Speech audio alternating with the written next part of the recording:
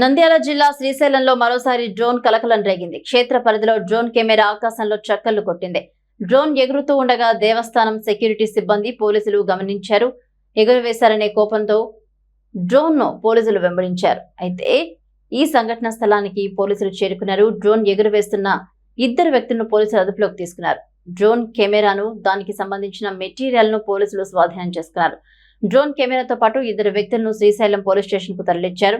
అయితే శ్రీశైలం క్షేత్రం పరిధిలో డ్రోన్ కెమెరాలు ఎగురవేయకూడదనే నిబంధనలున్నాయి. నో ఫ్లయింగ్ జోన్ గా శ్రీశైలం క్షేత్ర పరిధిలో నిబంధనలున్నాయి. ఈ నేపథ్యంలో పోలీసులు ఆ వ్యక్తిని అదుపులోకి తీసుకుని విచారిస్తున్నారు.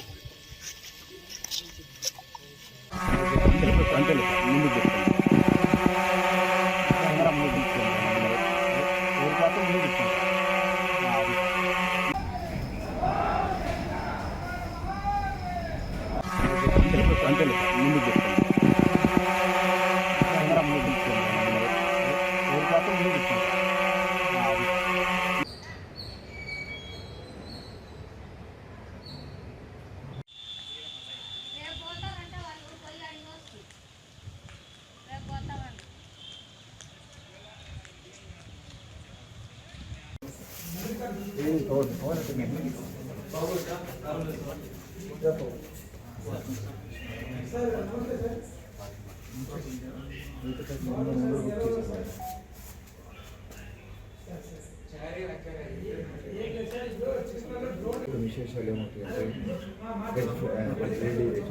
దాన్ని నిషేధిత కారణంగా గుర్తించబడుతుంది.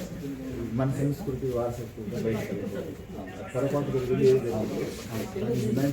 కూడా. శ్రీశైలం టెంపుల్ పైన శివాజీ స్ఫూర్తి కేంద్రం నుంచి ఒక డ్రోన్ ఎగురుతూ కనిపించింది. ఇమ్మీడియట్గా మా సిబ్బంది అయిన రఘునాథుడు, బాలకృష్ణ, సెక్యూరిటీ సిబ్బంది పోయి వెంటనే ఆ డ్రోన్ ఎక్కడి నుండి వచ్చిందో ఫాలో చేస్తే ఆ డ్రోన్ శివాజీ స్ఫూర్తి కేంద్రం దగ్గర దిగడం జరిగింది. ఆ డ్రోన్ ఎగరవేసిన ఆపరేటర్లను కూడా గుర్తించడం జరిగింది. వారి పేరు నెల్లూరుకు చెందిన పవన్, శంకర్ బాబు అని తెలిసింది.